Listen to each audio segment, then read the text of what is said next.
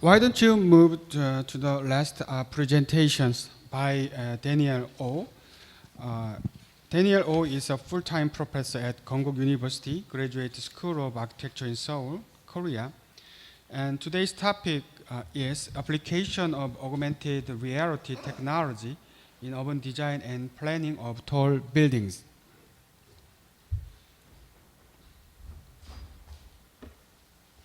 Okay, let's give him another big hand, please. Thank you. Good afternoon. I'm sure after my presentation you will be sitting there and wondering, why is this session called visual analysis? Because we have various topics and it seems like it's better suited called miscellaneous topics, maybe in an urban habitat with regards to tall building, of course. I want to start by saying that this is, the presentation today is only about my concept that I'm under development. It's not a full disclosure of my project, research project that under development, because it's, the patents on this project is in the process, so my lawyer was very reluctant to let me present this work. But I just want to sort of share with you the concept of using technology in understanding and better designing our tall buildings. So traditionally, architects and urban planners have approached designing of tall buildings as a standalone object, without much regards to the existing urban context. But most architects will agree with me when I say that most of the energy when designing a tall building is spent on the body of the tower, not on the foot of the tower. This slide shows how architects are fascinated, even obsessed with the shape of skyscrapers, rather than the implications of tall buildings in creating a dynamic and pleasant urban environment.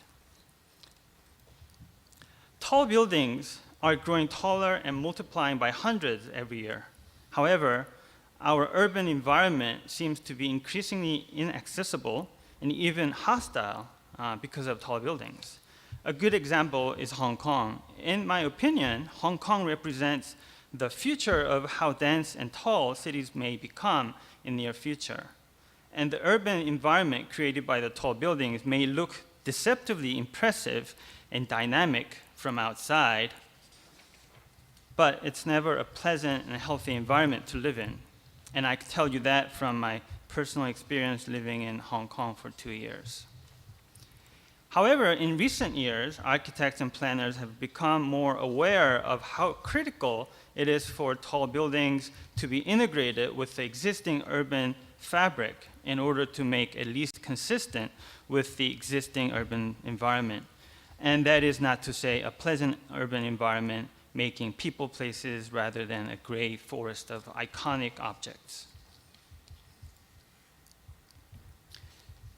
The premise of this presentation is the following. In order to make a more livable and sustainable urban environment under a forest of tall buildings, architects and planners need to better understand the impact of tall buildings to the existing urban context.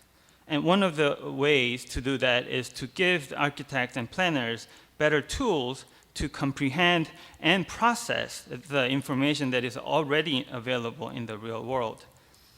This presentation will offer a tool under development that will allow architects and urban planners to integrate tall buildings with the existing urban environment more effectively, therefore creating a more livable and human-friendly urban environment.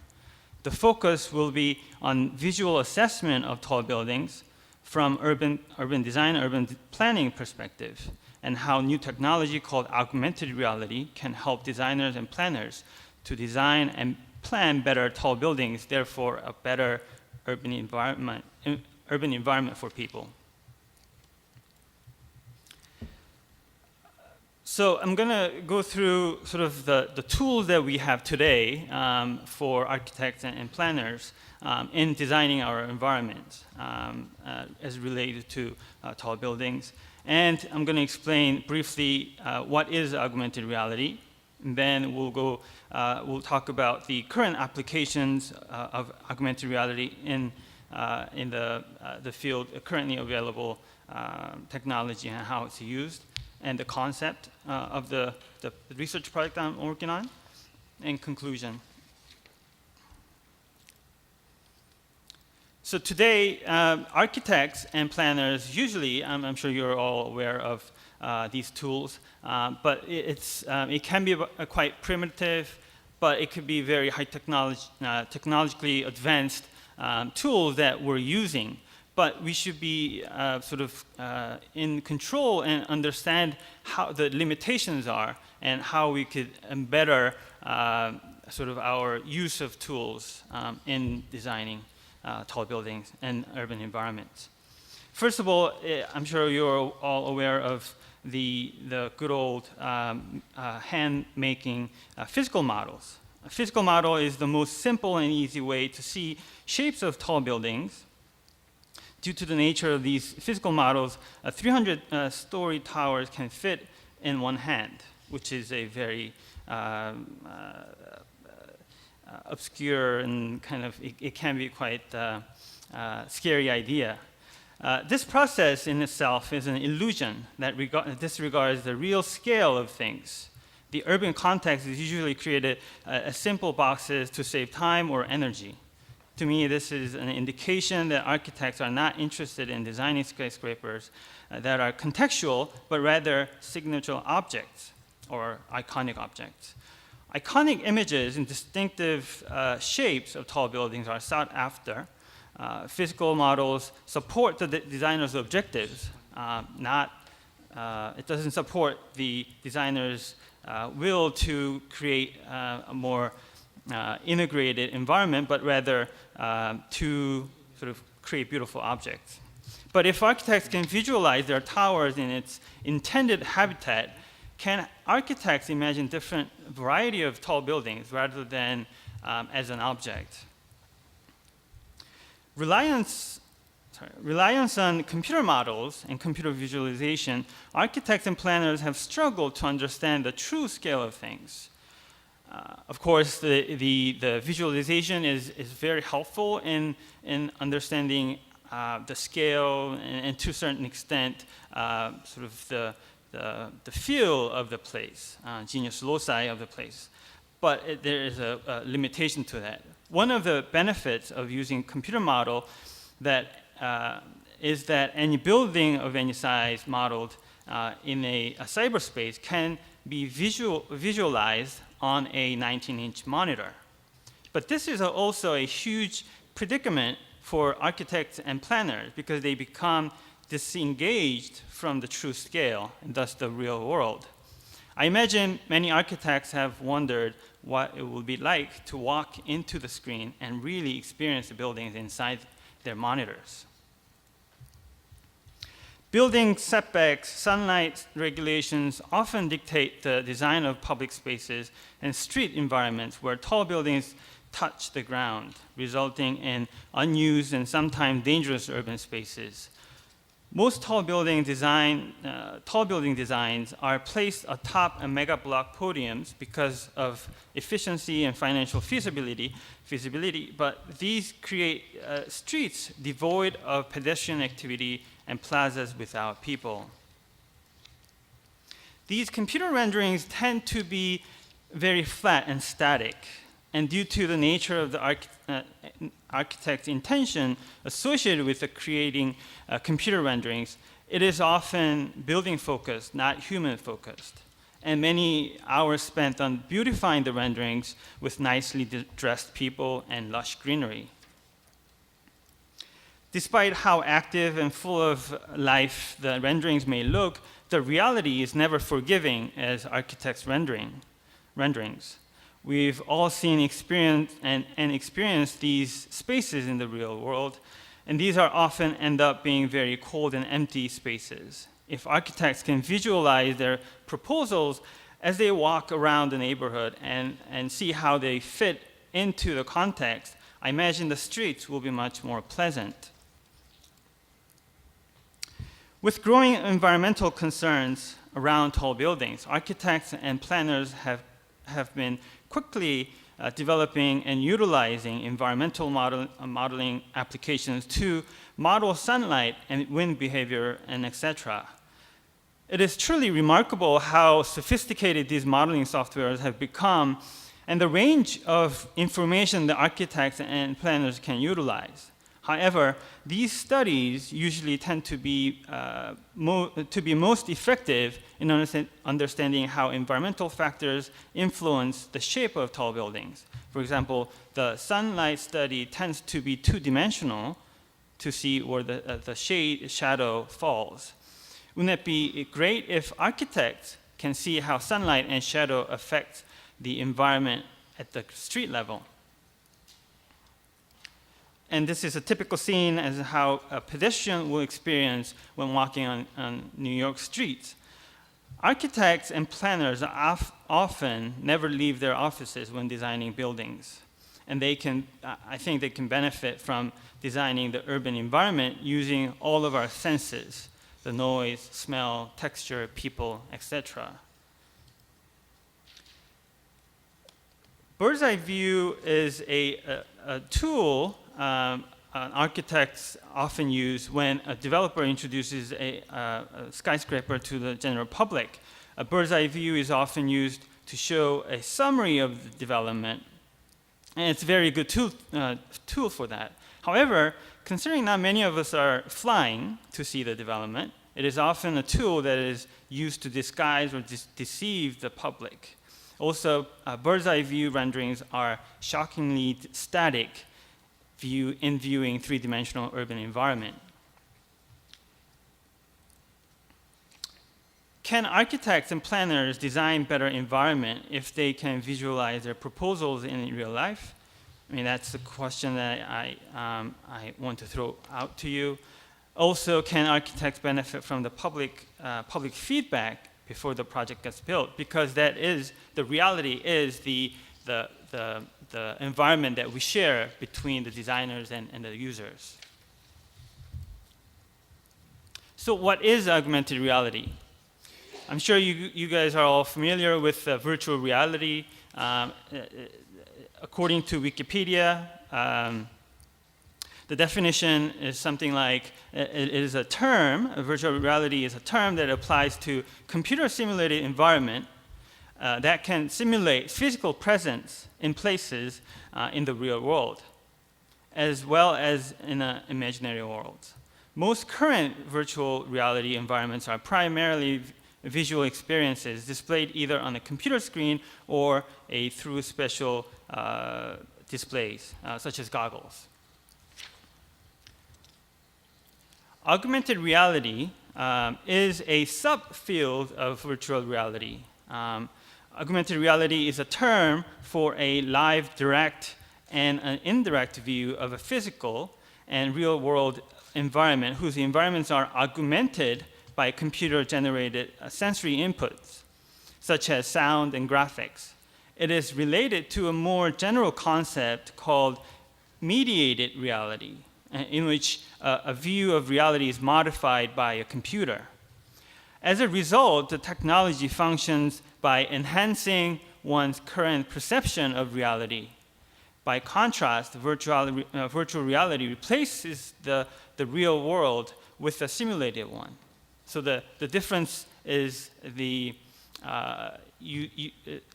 as shown in this picture, you see the reality. This is San Francisco, the Federal Building in the back.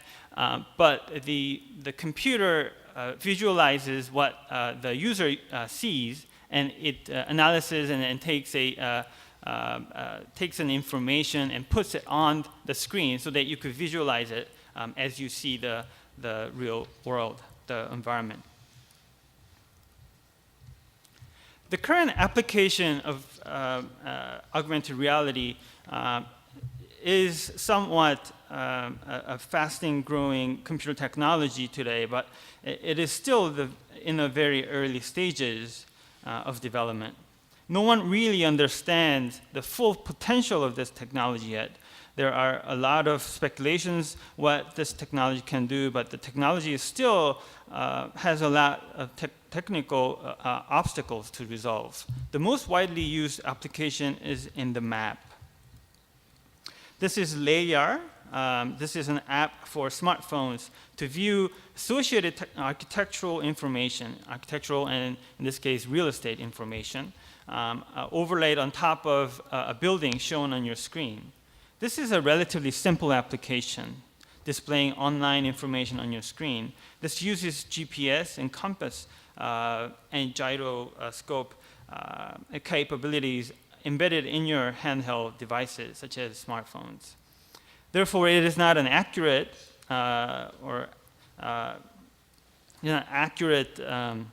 device. The accuracy and the tracking in terms of augmented reality terms becomes very important. Like the map application, the Layar,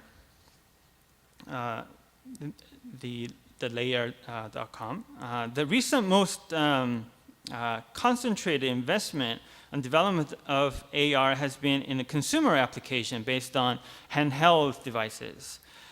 The latest technology available to the public is the image recognition capabilities. So it detects what you're looking at, and it attaches to the information online. Instead of relying solely on GPS and compass, Google has developed an algorithm-based image recognition database that recalls the information or the building that you're looking at. This application can overlay historical photos, like you're seeing here, on top of what you're looking at. The most advanced state of augmented reality is currently in application in military training and surgeries. Sort of the training and the exercise, which can, there's a risk of a danger. The AR becomes a very poignant technology.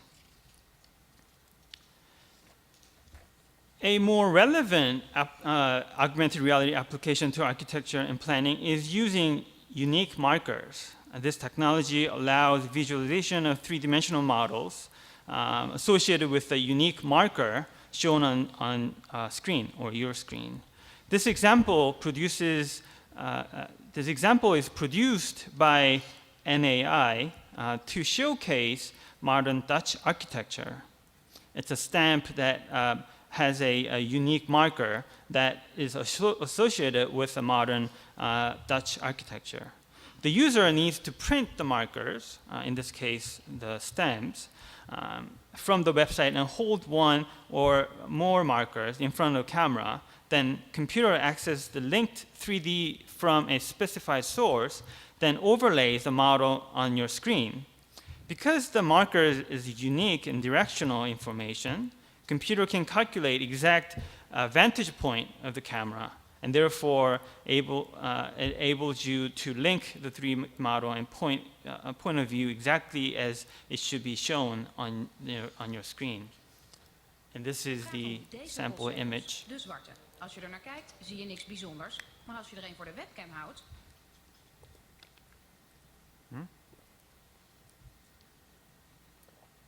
Can you replay? Go forward. Yeah. Het gaat om deze postzegels, de zwarte. Als je er naar kijkt, zie je niks bijzonders, maar als je er een voor de webcam houdt. Dan zie je daar een gebouw verschijnen. En je kunt So you see the sticker in front, and when you show it on the computer camera, it shows the computer-generated 3D model. As you move it, you can turn it, flip it, and view your 3D model. So it becomes a very interactive situation. En internet en een webcam. En zo zie je hier hoe de nieuwe bibliotheek van Spijkenisse er eind dit jaar uitziet. En dit is een ontwerp van het nieuwe cultuurcentrum van Arnhem. Geplande opleverdatum in 2013. Waarom doen jullie dit? But the problem with this kind of augmented reality is, is still you're seeing it as an object rather than an environment. So to turn an object into your real world setting is a very difficult task. This is a layer that I introduced in the beginning, the map application, how you could view different real estate information. Is alleen te zien via een computer. En ben je uitgespeeld, dan kun je hem natuurlijk So ook that's a nog stamp. ouderwets gebruiken. Can you go forward? Yeah. This project was presented at ISMAR, which is a augmented reality conference in Orlando, Florida, in 2009. The creator of this app employed all available technology at that time. So in 2 years, we have gone much further from this point. But that's why this model is very rough, and tracking is underperforming, meaning the tracking of what you're looking at and where you're looking at is not accurate. However, this represents how this technology, augmented reality, can be a good tool to change how architects and planners design and plan tall buildings. So that's the ground zero site, and the user is holding his smartphone and showing where the Twin Tower was. But you can see it sort of jumps around because it's using the compass and the gyroscope in the smartphone. And also the processing power is also in play.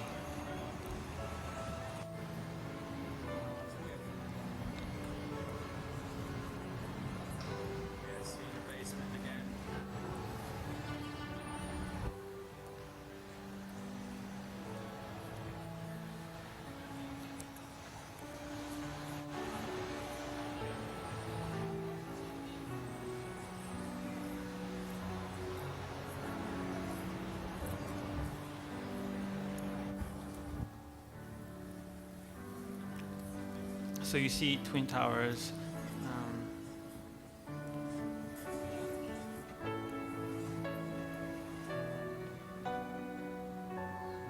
This is very similar sort of technology that they're using as the layer, as sort of they're not really recognizing the site itself, but it's the information is embedded with the GPS and the near the distance wise. So it's a very rough example. Can you go forward? So the advantages of augmented reality are as listed. First of all, it's a one-to-one scale. It's a life-size experience that you could be really in your proposal. And the modeling-wise, the existing context in a virtual reality or the 3D rendering becomes unnecessary. As as designers and architects have faced, the modeling the context is a daunting task. It requires a lot of computing power, and also it requires a lot of time. But you don't need to model or even have to deal with the sort of the detail of the context. And it is real time, meaning that you could walk and run and sit, and you can look up and down however you want with your camera. And it is a total immersion experience. Before it was using a smartphone, but you could use a goggle that allows you to sort of fully be inside and utilize your 5 senses in sort of experiencing your model, your project. And I think the most beneficial aspect of augmented reality is this is fast becoming a readily available technology. Handheld devices such as smartphones are sufficient to use this technology. So you could have a the users, even normal regular pedestrian, could sort of download onto their smartphones and sort of have a sort of be in your project. So onto the concept. This is a flow chart, and it shows the user, yourself as an architect or designer, using the device to sort of overlay your information, your model. So there's a design to this model, and at real time you could view this sort of your design in the real context.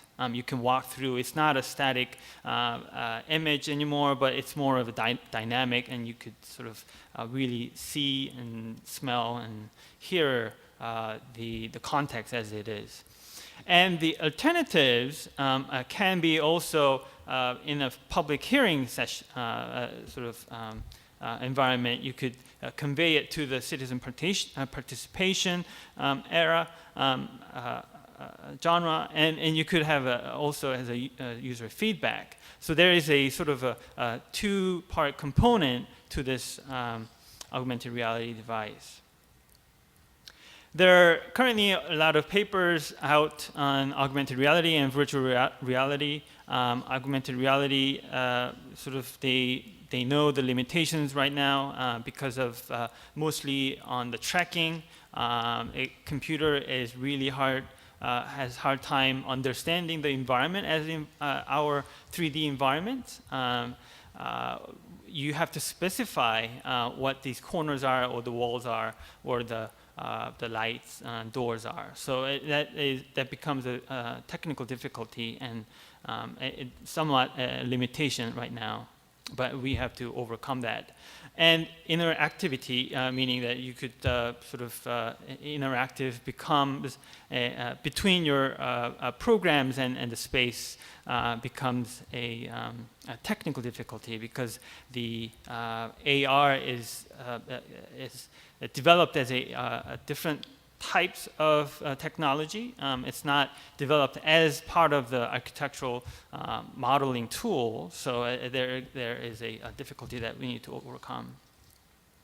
Also, this is not a difficulty, but rather a potential aspect of augmented reality is to engage the public. You could use this to allow visual impact analysis or public participation. This paper from Japan is on using the cyberspace to have public feedback, but you can have with AR, with augmented reality, you can have a more real, lifelike experience for the public. So in conclusion, augmented reality will add reality and scale to your project, to tall buildings and urban environments, especially. And architects will intimately aware of the urban context. A lot of times we design buildings 5,000 miles away, and we can sort of try to be a little bit more sort of integrated with the real life. And this, I think, this tool will really provide a new whole way to design and planning in architecture and tall buildings. And so we need to overcome some difficulties, but ultimately this will sort of give new opportunity and the new way of designing for architects. Instead of designing in offices, they could sort of engage the public and the real world settings into their design process. Thank you. Okay, thank you. Daniel O introduced augmented reality technology and its potential to give designers a chance to experience their design in urban environment. If you have any questions about his presentations, please do. Professor Oh, Yeah. the late German architect and city planner, Kleihus, Professor Kleihus once said, city planning is not different from remembrance of things past, perhaps in allusion to Proust remembrance of the things past. And you said there, I read, design outdoors with people, noise, and smell. And in his novel, Proust, he begins his first volume with his childhood remembrance of his tasting tea with his aunt in small country environment. Perhaps, have you ever tried with your students at Konkuk University to infuse smells or perfumes during your design studio?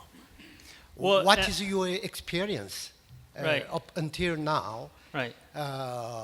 which can be different from other design studios in normal Korean college design studios? Could you show some examples, not Right. today, later? Yeah. Yeah, thank you.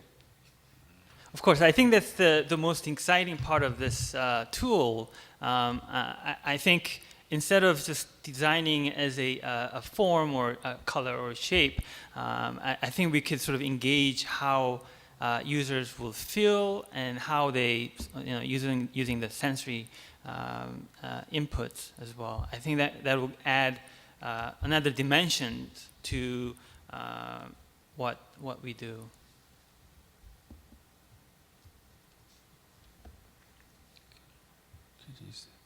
Any further questions? In addition, I once personally experienced in architectural office about 30 years ago. The proprietor of office provided music of Johann Sebastian Bach in thinking. This provides his employees in better generating nice design ideas. Yeah, exactly. Yeah. Okay, that's good presentation, introduction of the augmented reality. During your presentation, I fear the next step to using the augmented reality is how the designer collect and analyze the data from the citizen participations. Is there any special methodology for the collect and analyze the data? No, this is I'm talking about the tool. Once the tool is developed, we'll sort of have...